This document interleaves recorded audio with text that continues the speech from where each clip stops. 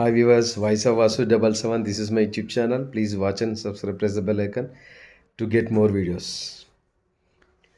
నిన్న ఢిల్లీలో ఒక వీడియో వైరల్ అయింది కదా, అక్బర్ రోడ్ని దానిపైన బ్లాక్ పెయింట్ పూసి శివాజీ రోడ్గా మార్చాలని చెప్పేసి కొద్దిమంది రాత్రి నిన్న ప్రయత్నం చేశారు కదా. అంటే ఇన్ని రోజులకు కళ్ళు తెరిచినట్టున్నారు. ఢిల్లీలో ఇప్పటికి కూడా తుగ్లక్ రోడ్డు, ఔరంగాబాద్ మన Akbar road, Babur road, Humayun road, Khilji road, Tughlaq road, ఇట్లా హిందూ ధర్మాన్ని నాశనం చేసినటువంటి యొక్క రాజుల పేర్లు గొప్పగా రోడ్లకు పెట్టుకున్నటువంటి దౌర్భాగ్యం మన భారతదేశంలో ఉంది. పాకిస్తాన్లో ఇప్పటివరకు ఒక రోడ్డు అన్న Rama road, Lakshman road, Krishna road అని ఉందా? లేదు కదా. మతపరధికన వాళ్ళు దేశాన్ని విడిపోయినాక వాళ్ళ ఊర్ల పేర్లు మొత్తం ఆల్మోస్ట్ మార్చేసుకున్నారు వాళ్ళు. కానీ మన ఇండియాలో కూడా దౌర్భాగ్యం ఏంటంటే నలంద యూనివర్సిటీని మొత్తం 6 మాసంలో కాల్చివేసినటువంటి ఖిల్జీ, అలావుద్దీన్ ఖిల్జీ పేరు ఢిల్లీలో ఉంటుంది. ఢిల్లీకి నుంచి దేవగిరికి రాజధాని మార్చి ప్రజల్ని మొత్తం కష్టాల పాలు చేసినటువంటి తుగ్లక్ రోడ్డు ఉంటుంది మన దగ్గర. ఔరంగాబాద్ ఉంటుంది, మురీదాబాదు, ఫిరోజాబాదు, ఘజియాబాదు. పృథ్వీరాజ్ చౌహాన్ని అక్రమంగా బంధించి తీసుకుపోయి అతని కళ్ళు పొడిచి వాళ్ళ భార్యను మానభంగం చేసి చంపించినటువంటి గజనీ రోడ్డు ఉంటుంది ఇండియా లోపల. ఇవన్నీ మార్పులు అసలు ఇప్పటికే జరగాలి. ఎలహాబాద్ను యోగి ఎట్లయితే ప్రయాగ్రాజ్గా మార్చిండో, చారిత్రక ప్రాధాన్యత గల ఉన్నటువంటి యొక్క పట్టణాల పేర్లు ఇప్పటికే మార్చేది ఉండే. అసలుకి త్రూఅవుట్ ఇండియాలో ఇప్పటికీ ఎన్ని పేర్లు ఉన్నాయి చెప్పండి? చాలా ఉన్నాయి పేర్లు. అంటే ఒక మతం ఇంకో మతం పైన జెనోసైడ్ చేసినా సరే ఆ మతంలో ఉన్నటువంటి వ్యక్తుల యొక్క పేర్లను ఇప్పటికి కూడా ఉండడం అది ఎంతవరకు సమంజసమో అర్థం కాలేదు. ఏదో ఒక చావా సినిమా చూసి ఇన్స్పిరేషన్కు గురైపోయి రోడ్డు మారుస్తా అంటే కాదు, అది గవర్నమెంట్లో బాగా చేయాల్సిన పని. గూగుల్ మ్యాప్లో కొడితే కూడా ఇప్పుడు అవన్నీ వస్తాయి కదా. అంటే అధికారికంగా ప్రభుత్వమే పూనుకొని ఇలాంటి పేర్లు ఇంకా లేరా? ఇంకా దేశభక్తులు రాజులు లేరా? హేమచంద్ర, విక్రమాదిత్య, రాణా సంగ, రాణా ఖూంబా, రాణా ప్రతాప్ సింగ్, మేవాడ్ రాజులు, ఇట్లా 700 సంవత్సరాల వరకు ఇండియా లోపలికి ఇస్లాం మతాన్ని రాకుండా తురుష్కుల పైన విజయవంతంగా వంశస్థులు రాణా సంగ, రాణా కుంభ వీళ్ళు పోరాడి భారత్లోకి ఇస్లాం మతాన్ని రాకుండా, అంటే తురుష్కులని దండయాత్ర నుంచి దేశాన్ని కాపాడినటువంటి గొప్ప గొప్ప వీరులు ఎంతమంది ఉన్నారు రాజస్థాన్ లోపల. ఇట్లాంటి వాళ్ళ పేర్లు మొత్తం కనుమరుగు అయిపోయినాయి. వాళ్ళ పేర్ల నుంచి ఒక రోడ్డు నుండి ఒక ఊరు ఉండదు. కానీ సంభాజీ మహారాజు 45 రోజులు అతి క్రూరంగా హింసించి చేతి వేళ్ళ గోర్లు తీసి చర్మాన్ని ఒలిచి ఉప్పు కారం రాసినటువంటి ఔరంగజేబు యొక్క పేరు మీద ఒక ఊరే ఉంటుంది, ఔరంగాబాద్ అని చెప్పేసి. రీసెంట్గా దాని పేరు మార్చారనుకోండి, సంభాజీ నగర్గా పెట్టారు కదా. ఇంకా ఎప్పుడు ప్రభుత్వానికి కనువిప్పు కలుగుతుందో, ప్రజలకు ఇలాంటి ఉత్తేజభరితమైనటువంటి సినిమాలు, డాక్యుమెంట్లు చూపించడం ద్వారా ప్రజలు కూడా ప్రైజ్ అయ్యి ఇలాంటి కార్యక్రమాలు ఇప్పటికైనా చేస్తూ ఉన్నారు కదా. ఎందుకంటే మనకు ఎవరో సంస్కృతి, కొంతమంది సెక్యులర్వాదులు అంటూ ఉంటారు కదా, భారత్కి మేమే నాగరికతను నేర్పామని చెప్పేసి. అరే పిచ్చి పుల్కల్లారా, ఇండియాలో ఇప్పుడు ఒక 5 టెంపుల్స్ని ప్రపంచానికి చూపించాలి నిజంగా చెప్పాలంటే. హంపిలోని విరూపాక్ష మందిరం, తర్వాత మహారాష్ట్రలో ఉన్నటువంటి కైలాసనాథ టెంపుల్, తంజావూరులో ఉన్నటువంటి బృహదేశ్వర టెంపుల్, తర్వాత శ్రీ రంగనాథ స్వామి ఆలయము, ములుగులో రామప్ప టెంపుల్. ఇట్లాంటి టెంపుల్స్ ఎంత అద్భుతంగా వీటిని నిర్మించారంటే, శ్రీశైలం టెంపుల్లో ఉన్నటువంటి ఒక ధ్వజస్తంభం వయసే 3000 సంవత్సరాలు అవుతుంది. కార్బన్ డేటింగ్ చేస్తే తెలిసింది. మరి 3000 సంవత్సరాల క్రితం ఈ ఎడారి మతాలు ఉన్నాయి అసలుకి కదా. ఇప్పుడు బ్రిటిష్ వాళ్ళు వచ్చి మీకు నాగరికత నేర్పాము అంటే వాళ్ళు ఒక దుమ్మరోళ్ళు. బ్రిటిష్ వాళ్ళు సంచార జాతులు, ఒక దుమ్మరి బండ్ల పైన తిరిగి పంది మాంసము భక్షించేవాళ్ళు.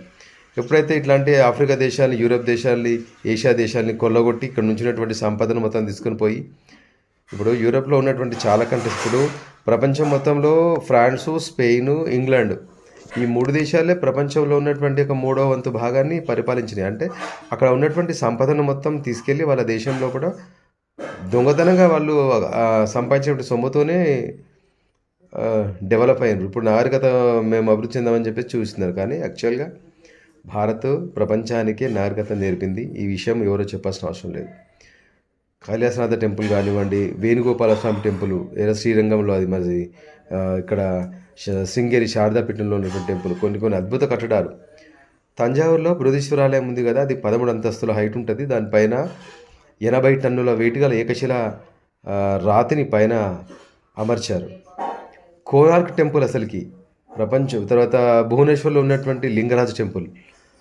ఈ టెంపుల్ యొక్క చరిత్ర చూస్తేనే మన భారతదేశంలో ఎంత టెక్నాలజీ అప్పుడు అసలుకి మైక్రో గ్రాఫ్టింగ్ చిన్న చిన్న విగ్రహాలు ఇంత స్మూత్గా కట్ చేయడం. ఇప్పుడు రామప్ప ములుగు టెంపుల్ చూసినా అదేవిధంగా ఇక్కడ భువనేశ్వర్లో ఉన్నటువంటి లింగరాజ్ టెంపుల్ అసలుకి నవ్వుతున్న భవిష్యత్తు ఆ టెంపుల్ యొక్క హైటు దానిపైన ఉన్నటువంటి కార్వింగ్ చూస్తే ప్రజెంట్ ఉన్న 3D టెక్నాలజీ కూడా సాధ్యం కాదు అది.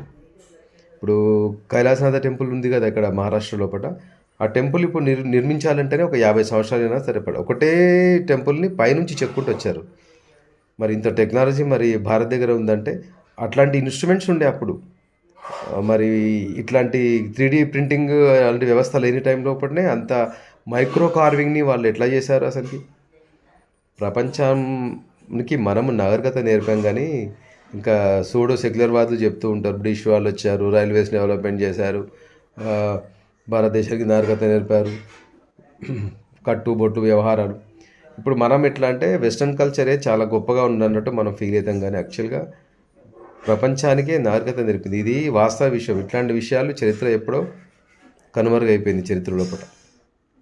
భారత్లో ఉన్నటువంటి గొప్ప గొప్ప రాజుల యొక్క ఇప్పుడు చాళుక్యులు చోళులు ఉన్నారు కదా, సౌత్లో ఎన్ని పెద్ద పెద్ద కట్టడాలు ఉన్నాయి అసలుకి.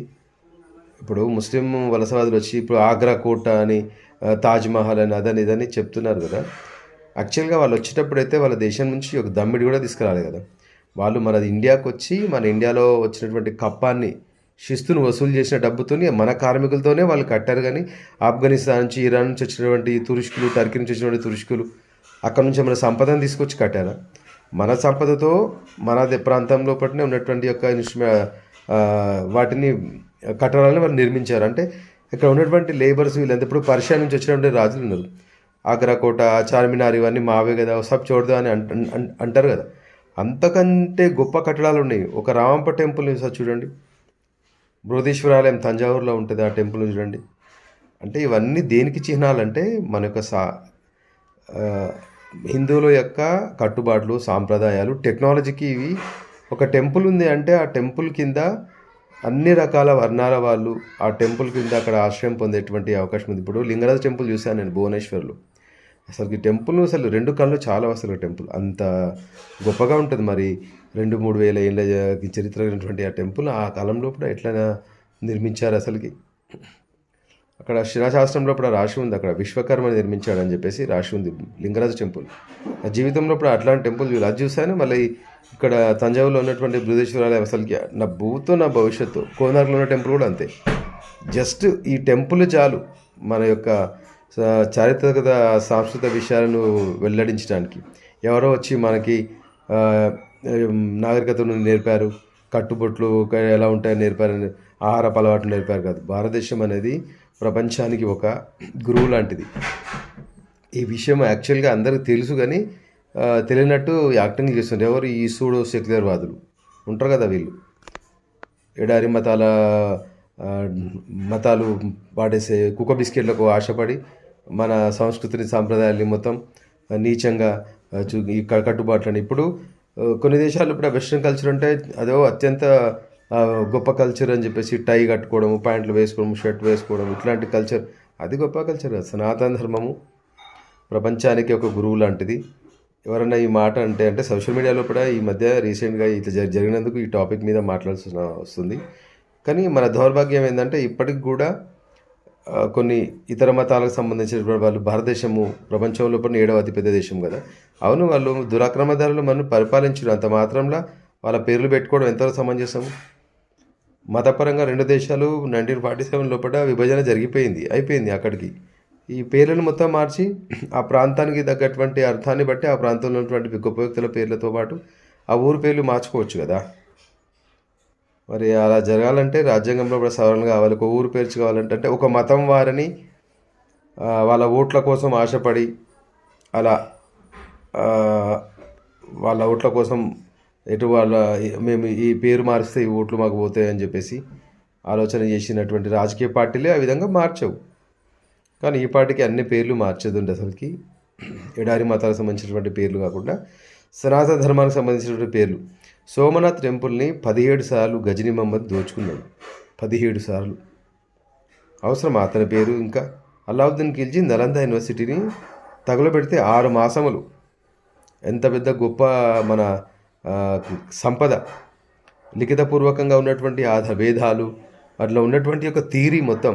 ఇప్పుడు ఎగ్జాంపుల్కి ఆల్ఫ్రెడ్ నోబుల్ ఉన్నాడు కదా, అతను అటమ్ బాంబును తయారు చేశాడు కదా, అతను చనిపోయిన తర్వాత అతను లైబ్రరీలో కూడా తీస్తే భగవద్గీత దొరికింది. అంటే నేను చేసినటువంటి బాంబుకు ఇన్స్పిరేషను గీతలో ఉన్నటువంటి ఒక థీరీ, అంటే వేదాలు, ఋగ్వేదము, యజుర్వేదము, సామవేదము, అధర్మణ వేదము, ఇవి వేదాల్లో కూడా ఏంటంటే ఇది ఒక టెక్నాలజీకి డీకోడింగ్ అనమాట. అందులోపట ఏ వస్తువుని ఏ విధంగా తయారు చేయాలి, విమానం ఎలా తయారు చేయాలి, అటమ్ బాంబుని ఎలా తయారు చేయాలి, ఇవన్నిటికీ అదొక థీరీ అనమాట. అది చదివి గొప్ప గొప్ప సైంటిస్టులు సార్ ఐన్స్టీన్ కానివ్వండి, ఆల్ఫ్రెడ్ నోబుల్ ఇట్లాంటి వాళ్ళు మన వేదాలను అధ్యయనం చేసి మన గీతను చదివి టెక్నాలజీని డెవలప్మెంట్ చేశాడు. సోషల్ మీడియాలో కూడా ఒకడు అంటాడు, తెల్లోళ్ళు తయారు చేసిన సెల్ ఫోన్ వాడతారు, రైల్ ఇంజన్ వాడతారు. అంటే ఆ టెక్నాలజీ అంతా మనదేరా, ఎర్రి పుష్పం. మన టెక్నాలజీ వాళ్ళు తీసుకొని డీకోడ్ చేసి, ఇప్పుడు ఎట్లా బ్రిటిష్ వాళ్ళు మన ఇండియాలో పండిన సుగంధ ద్రవ్యాలని కాటన్ తీసుకెళ్ళి అక్కడ ఉత్పత్తి చేసి ఇది ఇండియాను మార్కెటింగ్ ఎట్లయితే వాడుకుర్రో, వీళ్ళు కూడా మన టెక్నాలజీని దొంగతనం చేసి తయారు చేసినటువంటి వస్తువుని మన పైన రుద్దిరు. ఇప్పుడు చైనాని తీసుకో, అది ఏం చేస్తుంది, రివర్స్ ఇంజనీరింగ్ చేస్తుంది చైనా.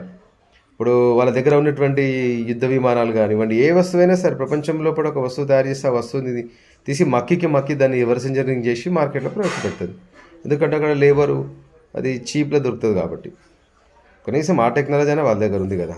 ఇప్పటికైనా కన్ను తెరిచి పాలకులు ఎడారి మాతాలలో ఉన్నటువంటి యొక్క రోడ్ల పేర్లను, ఊర్ల పేర్లను సత్వరంగా మార్చి ఆ ప్రాంతంలో ఉన్నటువంటి ప్రాధాన్యత ఉన్నటువంటి వ్యక్తుల పేర్లు, ప్రాంతాల పేర్లను సత్వరంగా మార్చాలని ప్రతి హిందువు కోరుకుంటుండే. ఏదో చావా సినిమా వచ్చినప్పుడు దాన్ని చూసి ప్రేజే అట్లాగా స్వతహాగా ఈ పని ఎప్పుడో చేయాల్సింది. అసలు 70 ఏండ్ల కాంగ్రెస్ పరిపాలన లోపల ఎన్నెన్నో దౌర్జన్యాలు ఇట్లాంటివి మన మతం పైన జరిగింది కదా. ఇలా జరగకుండా ఎక్కడి నుంచైనా మనం కరెక్ట్గా ఆలోచన చేసి, ఎవరైతే కరెక్ట్గా పాలన చేస్తారో ఆలోచన చేసి వాళ్ళకు ఓట్లు వేసి ఇలాంటి విషయాలన్నీ జరిగే ఆస్కారం. ఇప్పుడు యూపీలో కూడా యోగి ఆదిత్యనాథ్ ఉన్నాడు. అలహాబాదు చరిత్రగల ప్రదేశం ప్రయాగరాజ్గా పేరు మార్చలేదా? అదేవిధంగా అన్ని పేర్లు కూడా త్వరగా మార్చాలి. దీని తగ్గట్టు ప్రభుత్వం సెంట్రల్ గవర్నమెంట్ చర్యలు తీసుకోవాలని చెప్పేసి ప్రతి హిందువు యొక్క ఆశ.